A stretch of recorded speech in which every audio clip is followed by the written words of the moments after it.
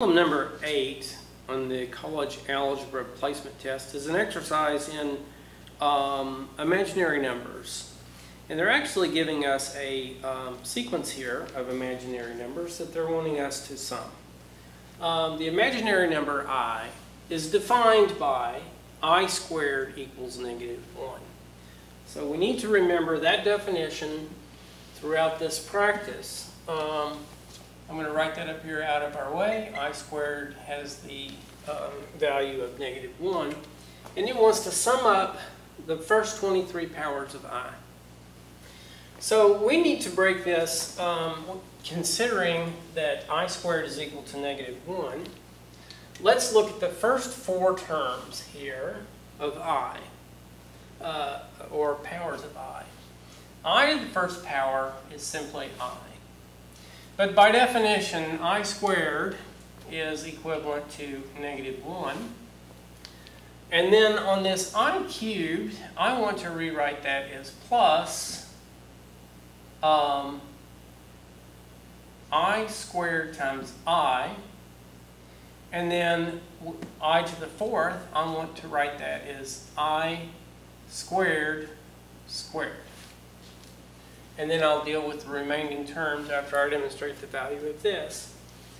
I is equal to I. -1 does not change. But I squared times I, remembering that the definition of I squared is the -1, this term becomes -I. And then I have this term here, remembering that I squared is -1, so I have -1 squared, which has the value of 1. So if I add these together, I'll see that I have I minus 1 minus I. The i's cancel out, and I have -1 plus 1, and those cancel out. So the summation of the first 4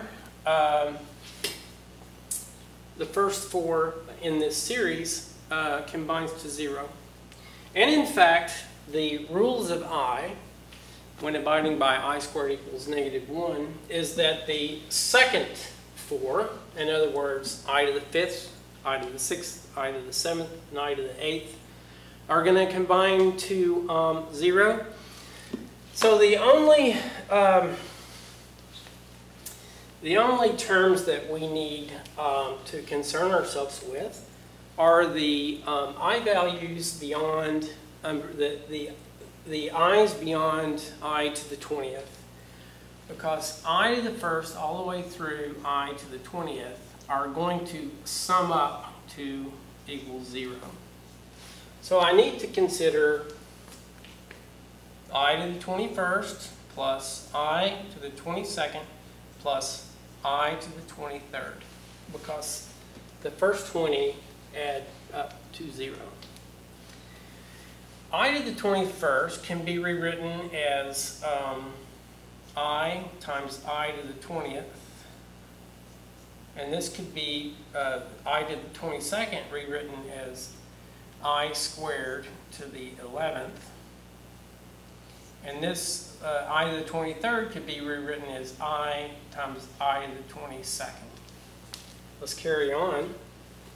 I, and this I to the 20th can be rewritten as I squared to the 10th plus I squared to the 11th is going to have a value of -1, because this would technically be -1 to the 11th power. And then I will have I times I squared to the 11th power. So let's go ahead and simplify everything here. I squared in this case is -1. -1 to the 10th power is +1. So this becomes an I. -1 raised to the 11th power is a -1. And remembering that I squared is a -1, I have a -1 to the 11th power, which is a -1, and I have a -1 times I, which is a -I. So if I were to sum these last 3 terms, I minus 1 minus I ends up with a -1.